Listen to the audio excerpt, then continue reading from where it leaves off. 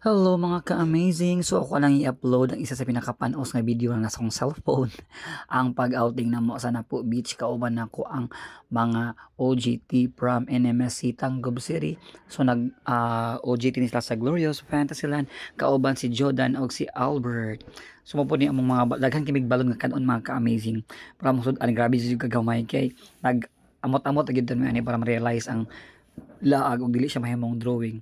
So ang mga babae busy na kay pictorial og dula-dula sa kabalasan ng uban gayud duyan lang din ha.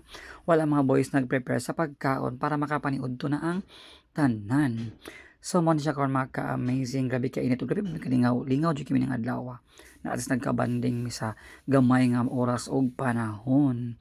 And then pagkaluto niya na wag na kay magampo at the same time maghamal na ang tanan. So man siya hotdog, lumpia og sinugbang isda ang amo ang sudan og tuyo nga isa jud ka Tupperware sa ice cream. Pictorial daan ay before mga on.